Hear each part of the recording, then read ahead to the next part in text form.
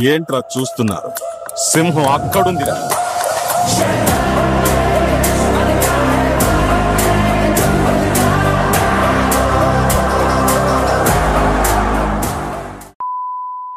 Hyderabad railway tracks మీద fast and furious movie చూపించిన యువతి సొల్లు చెప్పే యూట్యూబర్స్ కి జైల్ శిక్ష. TFI versus sandalwood. For the first time internet లో యునైట్ అయింది TFI ఫ్యాన్స్. 1 year తర్వాత మళ్ళీ రిపీట్ అయిన కోల్కతా ఇన్సిడెంట్. ఇలాంటివి హ్యాండిల్ చేయడానికి యోగి ఆదిత్యజీ ఇస్ ద రైట్ ఆప్షన్ అంటున్న ఇంటర్నెట్. బెంగళూరు లో జరిగింది మనీ హైస్ట్, జైపూర్ లో జరిగింది డీజిల్ హైస్ట్. ఇలాంటివి ఎన్నో టాపిక్స్ ని ఈ వీడియోలో మనం కవర్ చేయబోతున్నాం. So hello hi and welcome to the 16th episode of your favorite news 2TV News.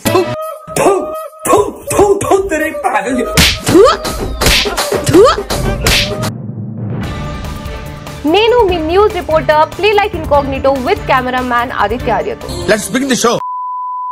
Matter లోకి వెళ్లే ముందు మనం లాస్ట్ వీక్ సంగారెడ్డి జిల్లాలో సికాచి ప్లాంట్ లో జరిగిన ఒక దారుణమైన ఇన్సిడెంట్ గురించి మనం మాట్లాడుకోవాలి. బ్లాస్ట్ అయినప్పుడు బిల్డింగ్ లో 140 మెంబర్స్ వర్క్ చేస్తున్నారు. దాంట్లో 40 మంది చనిపోయినారు అండ్ 33 మంది హాస్పిటల్లో అడ్మిట్ అయి ఉన్నారు. లోపల ఎక్కడో బ్లాస్ట్ అయితే బయట అడ్మినిస్ట్రేషన్ బ్లాక్ లో వాళ్ళు కూడా ఇంజూర్ అయినారు. లిటరలీ బిల్డింగ్ రూఫ్ కొలాప్స్ అయిపోయింది. చనిపోయిన వాళ్ళలో చాలా మంది డైలీ వేజ్ వర్కర్స్ ఉన్నారు, ఇంజనీర్స్ ఉన్నారు అండ్ వాళ్ళలో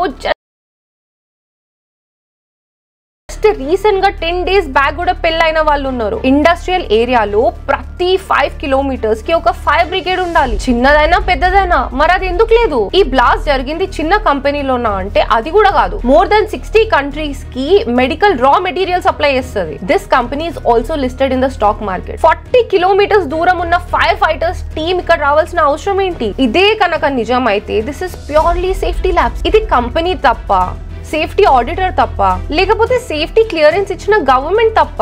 ఈ దుర్ఘటనలో నిజంగా మేనేజ్మెంట్ వారి లోపాలు కనబడుతున్నాయి. ఈ న్యూస్ అంతా మన లోకల్ ఛానల్ కవర్ చేయకపోయినా సౌత్ పోస్ట్ లాంటి చైనీస్ ఛానల్ మాత్రం బాగా కవర్ చేసింది. పోనీ వాడేమైనా కరెక్ట్ గా చెప్తాడా అంటే వాడి ప్రాపగండా వాడిది. ఈ ఇన్సిడెంట్ గురించి మీరేమనుకుంటున్నారు కామెంట్ సెక్షన్ లో చెప్పండి.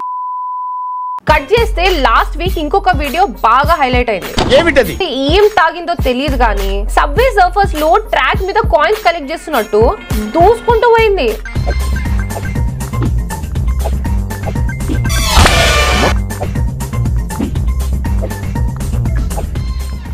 గంట సేపు అటు వెళ్లే ట్రైన్స్ అన్నిటిని ఆపేసినారు. పోలీసులు అందరినీ అల్లాడించింది. ఎంత తాగితే మాత్రం రియల్ లైఫ్ కి GTA కి డిఫరెన్స్ తెలియదా?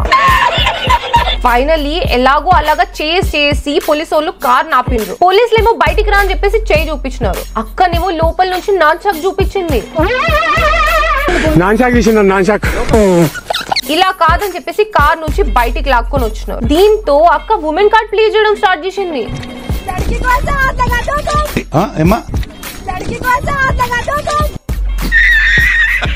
కాదక్క, నువ్వేమైనా షాపింగ్ మాల్ లో ఉన్నావా? కార్ వేసుకొని రైల్వే ట్రాక్ మీద వచ్చినావు. నువ్వు ఇష్టం వచ్చిన దగ్గరికి వెళ్ళడానికి ఇదేమైనా GTA వైస్ సిటీ గేమా? ఏదైనా వెహికల్ దగ్గరికి వెళ్ళి ఎంటర్ కొట్టి ఎక్కి తిరగడానికి? తర్వాత పోలీసు వాళ్ళు అందరూ వచ్చి తీసుకెళ్లినారు, కేసు ఫైల్ చేసినారు. బేసిక్ గా ఈ అమ్మాయి ఉత్తరప్రదేశ్ నుండి IT జాబ్ చేద్దామని చెప్పేసి హైదరాబాద్ కు వచ్చింది. మరి ఏం చేసిందో తెలియదు కానీ అక్కకి రీసెంట్ గా జాబ్ పోయిందంట. దానికన్నా ముందు కట్టుకున్న మొగుడు కూడా వదిలేసి వెళ్ళిపోయిందంట. ఆ ప్రాబ్లమ్స్ నుంచి బయటికి రావాలని చెప్పేసి కొత్త ప్రాబ్లమ్స్ క్రియేట్ చేసుకుంది. మొత్తానికి ఇప్పుడు ఎర్రగడ్డ మెంటల్ హాస్పిటల్లో ట్రీట్మెంట్ తీసుకుంటుంది. ఇప్పుడు మనం నెక్స్ట్ సెగ్మెంట్ లోకి వెళ్దాం. అదే TFI versus sandalwood. Last few days నుంచి ట్విట్టర్ ఓపెన్ చేస్తే ఇవే పోస్టులు.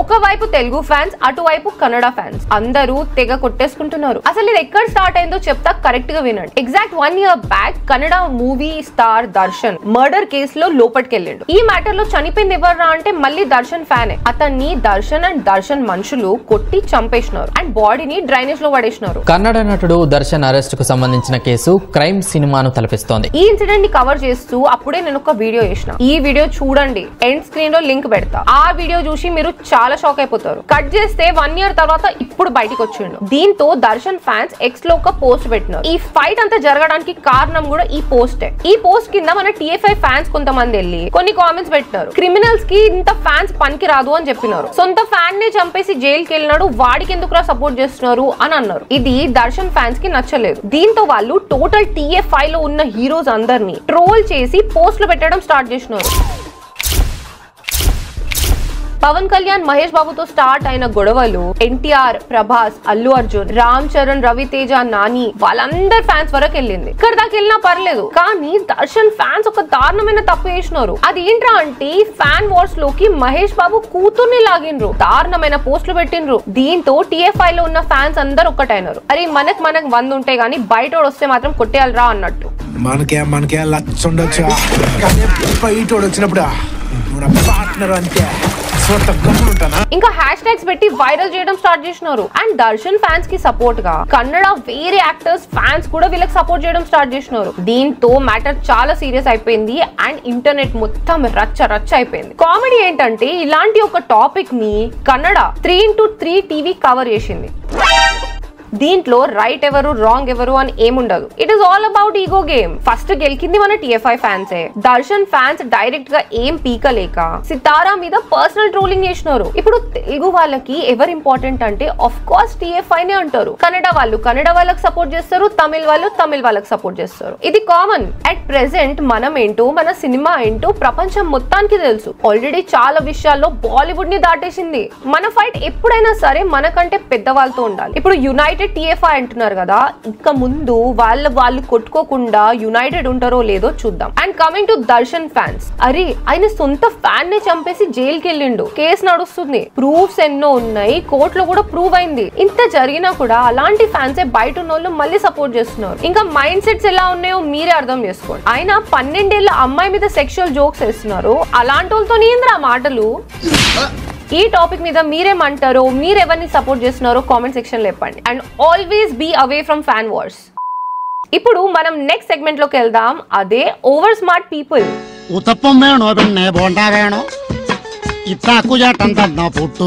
మంచి ఇంట్రెస్టింగ్ స్టోరీ కరెక్ట్ గా వినండి. బెంగళూరులో ఒక ఓవర్ స్మార్ట్ తండ్రిని ఒక ఓవర్ స్మార్ట్ కొడుకుని అరెస్ట్ చేసినారు. ఎందుకంటే తండ్రి చేసే జాబే కొడుకు కూడా నేర్పిస్తున్నాడు కాబట్టి. అండ్ ఆ పిల్లోడికి పుట్టే పిల్లలకు కూడా ఇదే పని నేర్పియాలి కాబట్టి. పొలిటీషియన్ కొడుకు పొలిటీషియన్ అవుతాడు, యాక్టర్ కొడుకు యాక్టర్ అవుతాడు, డాక్టర్ కొడుకు డాక్టర్ అవుతాడు. ఈ ఆప్షన్స్ అన్ని వీళ్ళకేనా, దొంగలకు ఉండవా? అందుకే బెంగళూరులో ఉన్న ఒక దొంగ అంకుల్ అలా కొడుకుకి కూడా దొంగ చేద్దామని చెప్పేసి ట్రైనింగ్ ఇచ్చిండు. అండ్ అన్ఫార్చునేట్లీ ఈ పిల్లోడికి ఎక్స్పీరియన్స్ లేక దొంగతనం చేసేటప్పుడు పట్టుకున్నారు. సార్ పేరు బాబాజాన్. చాలా పెద్ద ఫ్యామిలీ మ్యాన్. ఎంత పెద్ద ఫ్యామిలీ మ్యాన్ అంటే సార్ కి 3 పిల్లలు అండ్ 9 మంది పిల్లలు. ఉండేది బెంగళూరు, చేసేది దొంగతనాలు. మొత్తానికి 13 మంది ఉన్నారు. ఇది జాయింట్ ఫ్యామిలీ నా అని అనుకోకండి, జాయింట్ థీఫ్ ఫ్యామిలీ ఇది. సార్ ఒక ప్రొఫెషనల్ దొంగ. పిల్లలకి స్కూల్ ఏం పంపిస్తాంలే అని ఈయన దొంగతనాలు చేసేటప్పుడు పిల్లలకు కూడా తీసుకెళ్లి ట్రైనింగ్ ఇచ్చేవాడు. ఇక్కడ కూడా నెపోటిజం ఏంది? పిల్లలు సన్నగుంటారు కాబట్టి ఫస్ట్ వాళ్ళకు లోపల పంపించి ఈయననేమో బయట వెయిట్ చేసేవాడు. పిల్లలు దొరికితే తక్కువ శిక్ష కదా పడేది, అది ఈయన ప్లాన్. బట్ అన్ఫార్చునేట్లీ పట్ట పగల రాబరీ చేస్తూ ఇద్దరిని పట్టుకున్నారు. 13 మంది ఫ్యామిలీ కాస్త 11 మందికి మారింది. ఫాదర్ ని పెద్ద జైల్లో వేసినారు, కొడుకుని చిన్న జైల్లో వేసినారు. నెక్స్ట్ టైం పిల్లోడితో కాదు అంకుల్, ఫ్యామిలీ మొత్తంతో ఒక పెద్ద హైస్ ప్లాన్ చేయి. నువ్వేమో ఇంటి బయట ఉండు, ఎవరైనా అడిగితే నేను ప్రొఫెసర్ అని చెప్పు. సక్సెస్ఫుల్ అయితే ఆ స్టోరీ తీసుకెళ్లి నెట్ఫ్లిక్స్ ఓడికి అమ్మొచ్చు. సక్సెస్ అవ్వలేదంటే ఇంకా నీ కర్మ. బెంగళూరులో ఈ అంకుల్ మనీ హైస్ చేస్తూ దొరికిండు. జైపూర్ లో అంకుల్ ఏమో డీజిల్ హైస్ చేస్తూ దొరికిండు.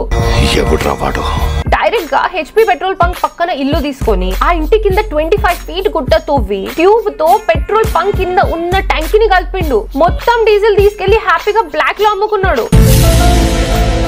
బంక్ వాళ్ళకి ప్రతి నెల లాస్ వస్తుంది, ప్రెషర్ డ్రాప్ అవుతుంది, ఏదో తేడా కొడుతుంది, కానీ ఏందో కూడా తెలియదు. మొత్తానికి ఇన్వెస్టిగేట్ చేస్తే పక్కనే ఉన్న ఇల్లు మీద డౌట్ వచ్చింది. బయటనేమో వాటర్ బాటిల్ బిజినెస్ చేస్తున్నట్టు షోయింగ్, ఇంట్లోనేమో డ్రమ్స్ లో డీజిల్ పుల్లింగ్. ఇది దొంగతనం కాదు, full level civil engineering project. ఆయన 25 feet ఎట్లా తవ్విండ్రా? మా వాటర్ ట్యాంక్ క్లీనింగ్ కి కూడా అంత దిగం మేము. ఈ గ్యాంగ్ లో మొత్తం ముగ్గురు అంటున్నారు కానీ ఇంకా క్లారిటీ లేదు. దాంట్లో కూడా ఒకటి దొరికిండు, ఇద్దరేమో జంప్, మిగతా వాళ్ళేమో నెక్స్ట్ డే పెట్రోల్ బంక్ కి బొక్క పెడదామా అని చెప్పి వెతుకుతున్నారు. అండ్ ఈ ఇన్సిడెంట్ లో అసలైన షాకింగ్ న్యూస్ ఏంటంటే కొట్టేసిన డీజిల్ వాల్యూ క్రోర్స్ లో ఉందంట. మరి ఉండదా? ఇది చేస్తుంది నిన్ననో మొన్నటి నుంచో కాదు, 17 years నుంచి. ఏమిటండి మీరు మాట్లాడేది? మరి అదే కదా, ఎప్పుడో 2008 లో స్టార్ట్ చేసినారంట. వీళ్ళకింత నాలెడ్జ్ ఎక్కడి నుంచా అంటే ఆ పైప్ లైన్స్ వేసే టెక్నీషియన్ ఆయననే వీళ్ళ లీడర్ అంట. ఆడి మీద ఆల్రెడీ ఒక 6 కేసులు ఉన్నాయి. ఈ ఇన్సిడెంట్ బయటికి రావడంతో డజన్ అయినాయి. ఈ గ్యాంగ్ మొత్తం civil engineer plus breaking bad combo. Pushpa 2 level diesel syndicate ఉందిరా లోపల. మన లాంటి వాళ్ళకేమో పెట్రోల్ ప్రైస్ 2 రూపీస్ పెరగగానే ఫిట్స్ వచ్చేస్తుంది. మొత్తానికి డీజిల్ పుల్లింగ్ చేసి కోట్లు దొబ్బేసినారు. కానీ ఇంటి రెంట్ మాత్రం 3000 కడుతున్నారు. Now let's talk something serious. Kolkata doctor case incident జరిగి 1 year కూడా అవ్వలేదు. దాంట్లో తప్పెవరు చేసినారు, తప్పు చేసిన వాడికి ఏం శిక్ష పడింది, వీటిల్లో కూడా ఒక్క క్లారిటీ రాలేదు. ఇప్పుడు కట్ చేస్తే లాస్ట్ వీక్ సేమ్ అలాంటి ఇన్సిడెంట్ మళ్ళీ జరిగింది, that to with same similarities. అప్పుడేమో మెడికల్ స్టూడెంట్, ఇప్పుడేమో లా స్టూడెంట్. అప్పుడు ఇన్సిడెంట్ జరిగింది కాలేజ్ ప్రెమిసెస్ లో, ఇప్పుడు ఇన్సిడెంట్ జరిగింది కూడా కాలేజ్ ప్రెమిసెస్ లో. ఇన్సిడెంట్ జరిగే ముందు వాడి మీద కూడా కొన్ని కేసులు ఉన్నాయి, ఇప్పుడు ఈ పని చేసినోడి మీద కూడా అలాంటి కేసులు ఉన్నాయి. అప్పుడు ఆ పని చేసినోడు కూడా టీఎంసీ పార్టీ క్యాండిడేటే, ఇప్పుడు ఈ పని చేసినోడు కూడా టీఎంసీ పార్టీ క్యాండిడేటే. ఆఖరికి వాడు కాలేజ్ స్టాఫే, వీడు కూడా కాలేజ్ స్టాఫే. అన్ని సేమ్ టు సేమ్ చాలా వరకు.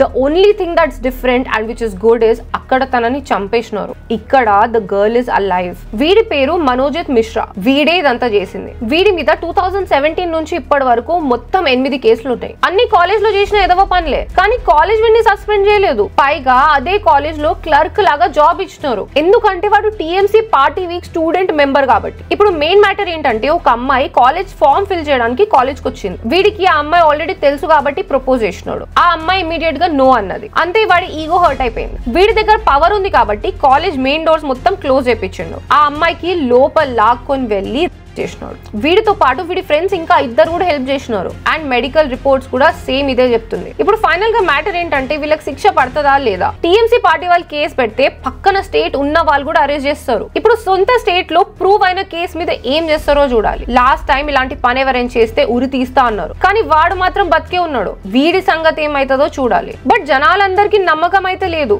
వీడికి కాంటాక్ట్స్ ఉన్నాయి కాబట్టి తప్పించుకోవడం మాత్రం చాలా ఈజీ. నన్ను అడిగితే ఇలాంటి వాళ్ళ అందరినీ యూపీ సీఎం యోగి ఆదిత్యనాథ్ చేసినట్టే చేయాలి. రోడ్ మీద ఒకడు బైక్ మీద వచ్చి పట్ట పగలు స్కూల్ కి వెళ్తున్న ఒక చిన్న పిల్లతో మిస్బిహేవ్ చేసిండు, రాంగ్ గా టచ్ చేసి స్పీడ్ గా వెళ్ళిపోయిండు. ఇదంతా సీసీటీవీ కెమెరాలో క్యాప్చర్ అయింది. సాయంత్రానికి పోలీసు వాళ్ళు వాడిని పట్టుకున్నారు, మోకాల్లో ఒక బుల్లెట్ కూడా దింపినారు. ఇలాంటి భయం ఉండాలి. రెండోసారి ఇలాంటి పని ఏమైనా చేయాలంటేనే ప్యాంట్ తడిచిపోవాలి. That's why I say you hate him or love him, the man stays unapologetically Yogi 24/7. और अगर किसी ने बदमाशी करने का प्रयास किया, किसी बेटी को छेड़ने का प्रयास किया, किसी की इज्जत पे हाथ डालने का प्रयास किया या कहीं चोरी डकैती करने का प्रयास किया, तो अगले चौराहे पे जाते जाते पुलिस उसको स्वयं कबूल देगी, भाग नहीं पाएगा. ఆయన చెప్పిందే చేసిండు. Can you expect the same type of treatment from Mamata Banerjee? ఈ టాపిక్ మీద మీరేం అనుకుంటున్నారో కామెంట్ చేసి చెప్పండి. మీ థాట్స్ మీరు షేర్ చేసుకోండి. Next news is also from Bengaluru. కాకపోతే దొంగలకు కాదు, కొంతమంది సొల్లు చెప్పే యూట్యూబర్స్ కి రీసెంట్ గా సోషల్ మీడియాలో ఫేక్ న్యూస్ చాలా ఎక్కువ అయిపోతుంది. ఆ హీరో ఇట్లా చేసిండు, ఈ పొలిటీషియన్ ఇట్లా చేసిండు, సొల్లు కబురు చెప్పడం చాలా ఎక్కువ అయిపోయింది. బాస్ గారు అందమైన మోనాలిసాకు ఎలాంటి సహాయం చేశాడో తెలిస్తే మీలో ప్రతి ఒక్కరికి మర్చిపోవాల్సిందే. వీళ్ళు చెప్పే సొల్లుకి ఒక్క ప్రూఫ్ ఉండదు, లేకపోతే వాళ్ళ ఇంట్లో అది జరిగింది, వీళ్ళ ఇంట్లో ఇది జరిగింది, ఇదంతా చెప్పి ఏదో స్టోరీలు అన్ని క్రియేట్ చేస్తారు. అయితే ఒక రోజు రామ్ చరణ్ గారి కూతురు క్లింకార ఎందుకో ఆపకుండా ఏడుస్తూనే ఉందంట. అలా ఏడుస్తున్న క్లింకారను చూసి రామ్ చరణ్ గారికి ఏం చేయాలో అర్థం కాక చిరంజీవి గారికి ఫోన్ చేశారంట. వీడికన్నీ తెలుసు ఎవరింట్లో ఏం జరుగుతుందో. ఇలా ఇంటర్నెట్ లో ఫేక్ న్యూస్ స్ప్రెడ్ చేస్తూ సొల్లు కబుర్లు చెప్తూ ఎక్కువ మంది అయిపోయారు. అందుకే కర్ణాటక గవర్నమెంట్ ఒక బిల్ పాస్ చేసింది. ఇలా ఎవరైతే చేసి దొరుకుతాడో వాడికి 7 years జైలు శిక్ష, లేకపోతే 10 lakh rupees ఫైన్. ఈ రూల్ ఏదో మన తెలుగు స్టేట్స్ లో కూడా తీసుకురండి సార్. సొల్లు వాళ్ళు చాలా ఎక్కువ అయిపోయినారు. అవును, అదంతా సరేలే కానీ నీకు తెలిసిన యూట్యూబర్ ఎవరో ఒకడు ఉంటాడు కదా ఇలా సొల్లు చెప్తూ ఫేక్ న్యూస్ లు స్ప్రెడ్ చేసేవాడు. వాడెవడో టైం స్టాంప్ పెట్టి కామెంట్ సెక్షన్ లో చెప్పు. ఓన్లీ వన్స్ ఫసక్. ఈ వీడియోకి న్యూస్ ఇంతే. ఇంకా మీరేమైనా చెప్పాలనుకుంటే టైం స్టాంప్ పెట్టి కామెంట్ చేయండి. అండ్ ఆ లైక్ కొట్టి పుణ్యం కట్టుకోండి. మళ్ళీ నెక్స్ట్ వీక్ ఏదో ఒక ఫనీ వీడియోతో మీ అందరి ముందు ఉంటా. Until then drink water, hug your mother and have a nice day. తెలుసు కదా నేను ఎవరో, మీ favourite news reporter play like incognito with cameraman Aditya ఆర్యతో.